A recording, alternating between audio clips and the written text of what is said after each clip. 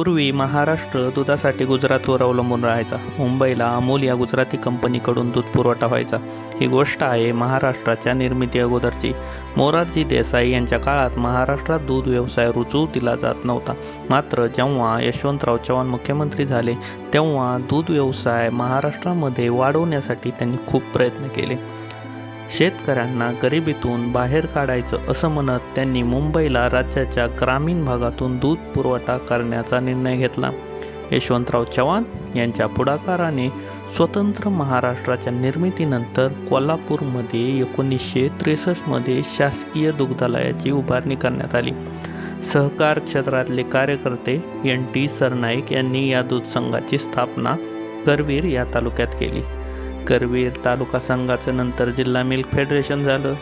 सुरुवातीला फक्त 700 लिटर दूध ते वेगवेगळ्या शेतकऱ्याकडून गोळा करायचे आणि कोल्हापूरमधलीच एक ताराबाई पार्क नावाची सरकारी डेअरी होती तिला द्यायचे. त्याच्यानंतर ऑपरेशन फ्लड आलं. गोकुळ पण त्या ऑपरेशन फ्लडचा एक भाग होता. नॅशनल डेअरी डेव्हलपमेंट बोर्ड असा एक बोर्ड आहे जो दूध व्यवसायाला चालना देण्यासाठी काम करतो. त्यांनी गोकुळला फंड द्यायचं ठरवलं आणि लवकरच कोल्हापूरमधील शिरगावमध्ये 25 एकर जागेत प्रशस्त अशी दूध डेअरी उभा राहिली. या डेअरीमध्ये दिवसाला 1 लाख लिटर दूध प्रोसेस होत होतं. हळूहळू त्यांनी दूध पावडर बनवायला सुरुवात केली. सोबतच बटर, श्रीखंड, तूप बनवण्यासाठी लायसन्स मिळवला.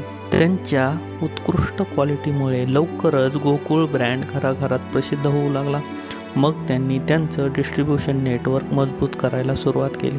फक्त कोल्हापूर पुरतंच मर्यादित न राहता सांगली, सातारा, पुणे, मुंबई, बेळगाव, कोकणमध्ये त्यांनी आपले डिस्ट्रीब्युटर नेमायला सुरुवात केली. लवकरच जवळपास 450 डिस्ट्रीब्युटरचं नेटवर्क उभं राहिलं. हळूहळू त्यांनी आपली दूध प्रोसेसिंग कपॅसिटी वाढवायला सुरुवात केली आणि लवकरच ती 17 लाख लिटरपर्यंत नेली. आज गोकुळमध्ये दिवसाला 20 लाख लिटर दूध प्रोसेस होते आणि त्यांचा वार्षिक टर्नओव्हर 34 कोटीपेक्षा जास्त आहे. महाराष्ट्र सरकारकडून गोकुळला सहकार भूषण हा मानाचा अवॉर्ड देखील भेटलेला आहे. आज गोकुळची सत्ता महादेवराव महाडिक यांच्या हातात आहे.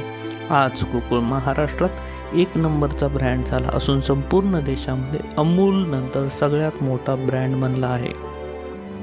तुम्हाला गोकुळबद्दल हा व्हिडिओ कसा वाटला ते आम्हाला कमेंट करून सांगा आणि असेच नवीन बिझनेस रिलेटेड व्हिडिओ बघण्यासाठी आमच्या चॅनलला सबस्क्राईब करा.